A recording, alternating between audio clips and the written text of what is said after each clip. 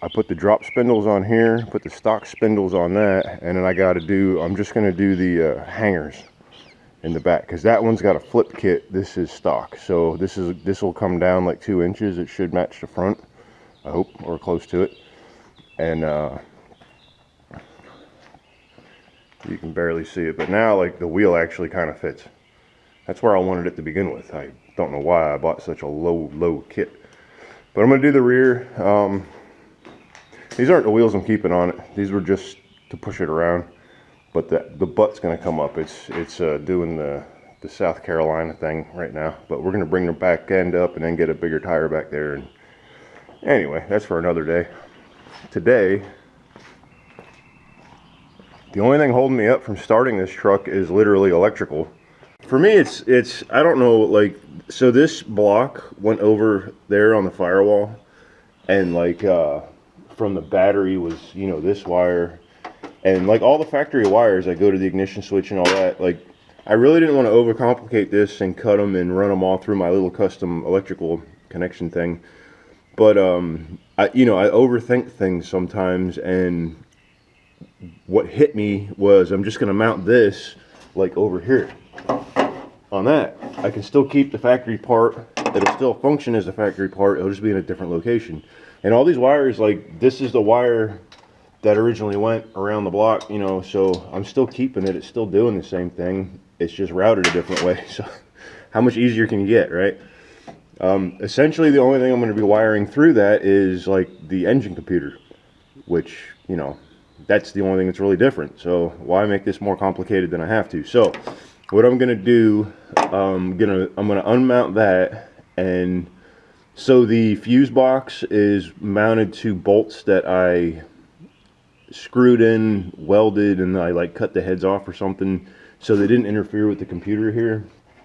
So I'm going to do the same thing with this, just lower. So that's what I'm going to do. I'm going to unscrew that bracket, bring it into the shop, and figure out where to put this and mount the thing so I can, you know, get some power inside this thing. So on a side note, a no budget YouTuber like me, I have to use, like, you know, this is just an old computer that I edit my videos on. It got so screwed up, I had to do like the factory reset to it. It's an HP. You can't just throw in a Windows 10 disk and load Windows 10. You have to do their own thing. I tried so many things. Someone said loading in a custom BIOS and all this stuff. I'm not, you know, that's too much. So I'm reinstalling this damn software I got's 2 gigabytes. And it's already downloaded 2.6 gigabytes. So it's like doing it again. I guess there's I don't know what it is. But anyway, that's where I'm at with that. I got another video on the camera that I'm trying to get out and edit so I can get to you guys, but this is one of my dilemmas. The video that's in the camera is me working on a power glide for, this is my S10 Blazer that I guess once was, it was V8 swapped. I don't think it's not drag race setup. It's got a full interior and everything, but we're going to go drag racing with this, and I'm putting a 5.3 LS in this and a power glide. That's going to be like my setup to learn how to drag race. Like I live real close to Gainesville, so I'm gonna take this there on the weekends and have some fun with it. But back to what I was doing. I bought a line lock kit and I got the fittings for it. I just have to bend up some brake line and wire it in and make it work. So this will be incorporated in my whole little thing here.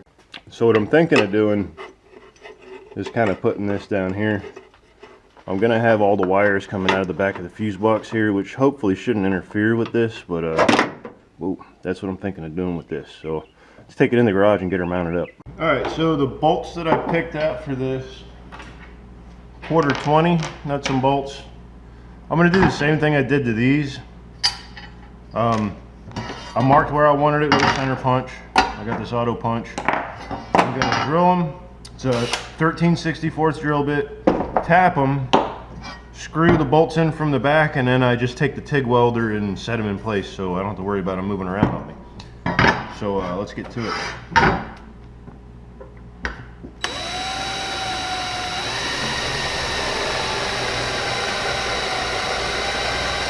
Let me get a block of wood so I don't drill into the table. Should have done that to begin with.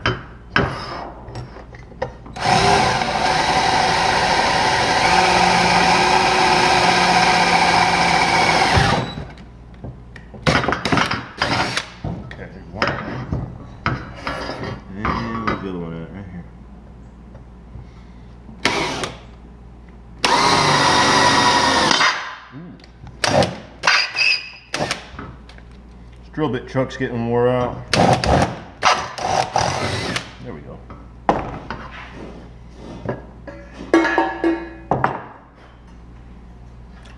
Alright, now we can take our tap. Can you even see what I'm doing here? Let's move you. There you go. Can you see what I'm doing? Yeah, you can. Alright. So now we're going to take this tap.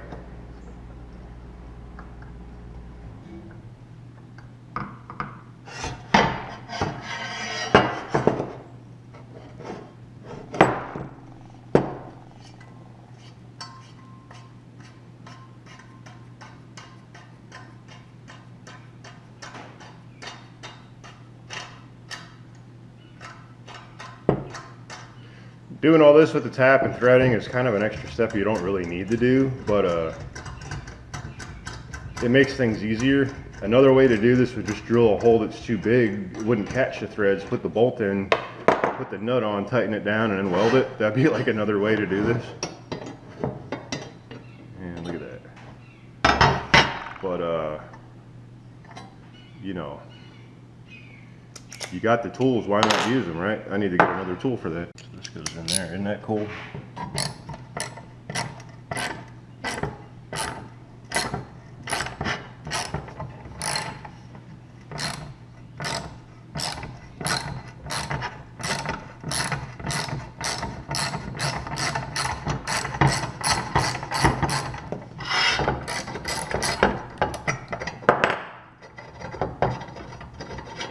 That's it. If you're wondering, these chucks that I got here for the bits,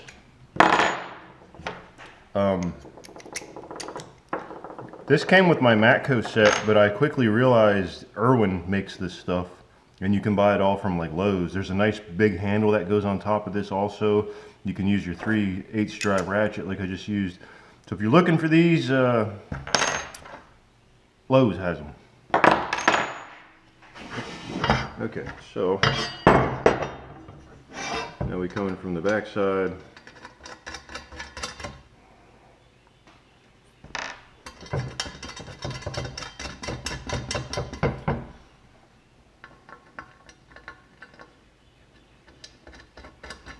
Just checking the fitment here to make sure I did this right. Hey, what do you know?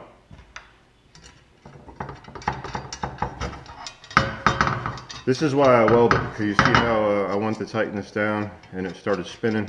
I could use like thread lock in there, blah blah blah, but not my style. There we go. So that's what I'm going to do. That's going underneath. This is the main fuse box, which I literally did the same thing to. So that's it. I'm going to clean this up, weld these on, spray paint it again, and call it done.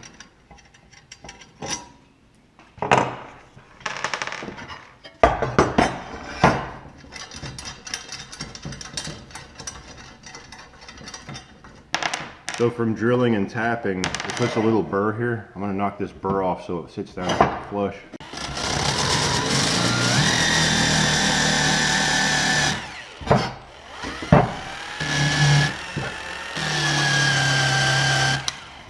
It also gives me my clean area to TIG weld on.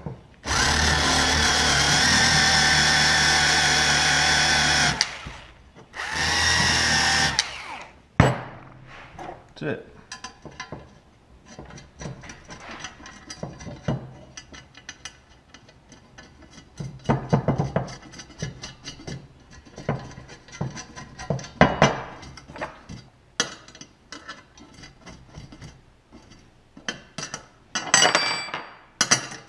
Of course I'm using the wrong size wrench.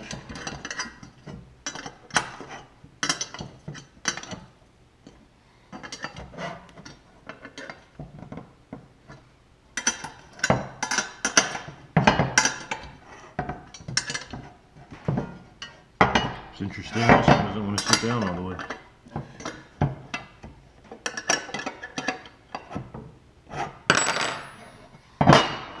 That's it, let's get the TIG welder.